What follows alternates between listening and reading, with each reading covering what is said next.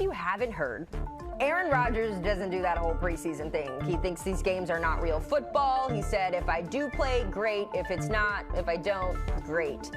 So that's great for Aaron Rodgers, but there are still some real decisions to be made in Pittsburgh as the Steelers get set to take on the Bills in their final preseason game. The Bills also with some work to do under first-year head coach Joe Brady. So let's welcome back the B-Mac and Ben show as we bring in Bryant B-Mac McFadden and Ben DiNucci to the program to get us set for Thursday night football in the preseason. B-Mac, I want to start right there with Aaron Rodgers, someone who you've spent a lot of time over the last couple of years getting to know and speaking to. It's not surprising that someone who's played for as long as he has doesn't really care about these preseason games, but there's a lot of new around him. So do you think that this is maybe a negative to the rest of the team, not having Aaron Rodgers play in the preseason, or they just kind of have to, that's the nature of the NFL? You know what, I wouldn't say it's a negative, Haley, Ben. I think it could be a chemistry issue or lack thereof, because to your point, this is a new offense. Arthur Smith is no longer there. Mike McCarthy has come into the building. He's brought his own offensive strategy and scheme, and that's what they implemented into this offense. Now, Aaron Rodgers is a bit familiar with this offense, but some of the other guys are not. And when you talk about having, and I understand he's been out on the grass throughout the practices, but just seeing it in a preseason action, in my opinion, I think would have done more good than anything, in my opinion, just from the rhythm standpoint. Because, Ben, you know about this as a former quarterback, the chemistry and the flow is very, very important, especially when all 11 guys are trying to get adjusted to something new. And for the Pittsburgh Steelers, if you look at how they get off and rolling in this schedule, of course they have their home opener against Atlanta. That should be a winnable game. And then you have New England, Cincinnati, and Cleveland, right? You have two divisional games in the first 4-game stretch. It's very, very important for them to get off to a good start. And if you see any rust or any disconnect within the flow of the offense, the first thing all of the naysayers will say, well, is they didn't participate one series in preseason play. So for me, I can see either side from Aaron Rodgers because he's such a veteran in this game. But what about the other 10 guys that have to be at their best once the regular season starts? That could be a bit of an issue. So we have to wait and see if the lack of playing in any preseason games could hurt them. But to Aaron Rodgers' point, him as an individual, no, it doesn't mean anything. But I'm more concerned about the other 10 guys on the offense. You just hit the nail on the head, B-Mac. I heard Adam Thielen talk a couple weeks ago about him being dead scared to walk out to practice because he didn't know what hand signals Aaron Rodgers was going to flash at any second, and he wanted to make sure that he wasn't messing up. So for Aaron Rodgers and Mike McCarthy, we know what they've done in the past, but all they've done the past couple weeks in practice is go up against the Pittsburgh Steelers defense. So at least for Aaron and for Mike to give this Steelers fandom and this, I think the offense in general, just a peace of mind. I think at least for a drive or two, you would like them to go out there, go through the motions, kind of just make sure everyone's on the same page.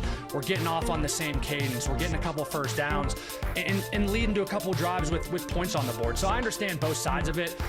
But the main thing is we got to get out of this game injury-free. And for Aaron Rodgers, that's been the biggest thing the last couple of years. Yeah, that is something to consider when you're 42 playing in the NFL. It is certainly a different feeling out there. On the other side of this one, Ben, we know what the Buffalo Bills are. We know that they are built around Josh Allen, and for so long it's been the Josh Allen and the Joe Brady show, and now that goes on an even bigger scale with Joe Brady taking over as head coach. So if the Super Bowl whispers weren't loud before, feels like they're even louder now. What's that pressure like for Joe Brady?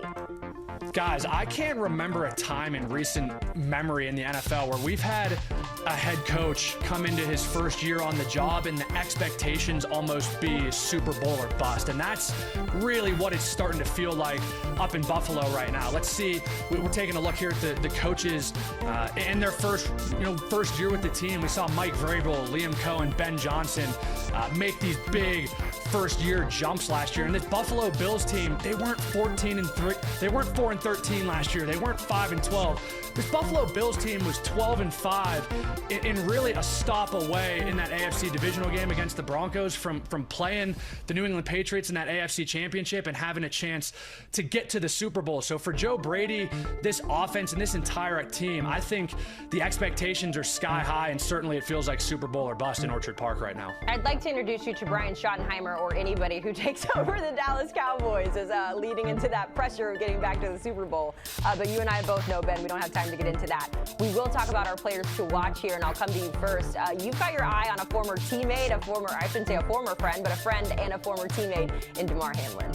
Yeah, I've got my eye on Bills safety Damar Hamlin. He was a opponent of mine in high school in Western Pennsylvania, and then I had the pleasure of playing with him a couple years at Pitt. But I've got my eye on him. He might be the odd man out in this safety room. When you look at who they've got back there, Geno Stone, Cole Bishop, who was their high draft pick a couple years ago. They go and draft Jalen Kilgore in the draft a couple months ago, and you factor in a couple other guys. I think Damar needs to play the best game of the preseason on Thursday night. I think he will, and I think this is an awesome opportunity for him to showcase that he's got a place on this team. He can make plays, go out, make tackles, and when his number's called, he can be a guy that can come in, can be trusted, and can help this defense. So I've got my eyes all over this former teammate of mine Thursday night.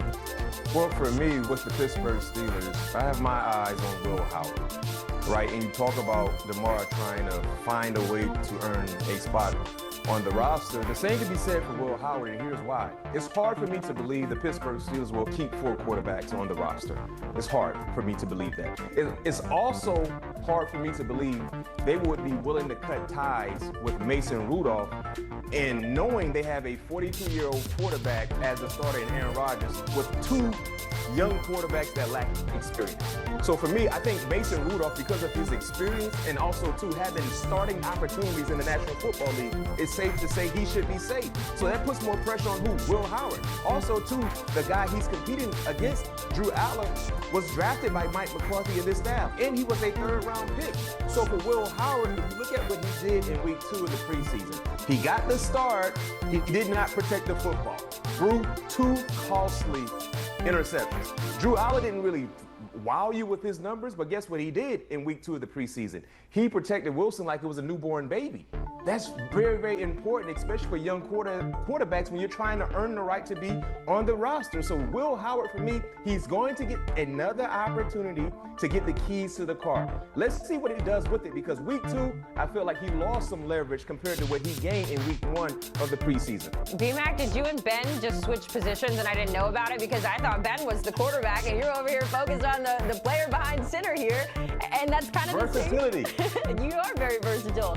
It's kind of the same conversation that we had with the Browns in that last segment in terms of the quarterback room. You're paying attention to Will Howard because, again, this is another team with a lot of young, talented quarterbacks in that room. No question. It's the same thing. It's a competition between Will Howard and Drew Allar. When Drew Allar was drafted, instantly the conversations that were being had. What's going to happen with Will Howard, right? Remember, a year ago, his rookie campaign was cut short because of an injury, so he didn't really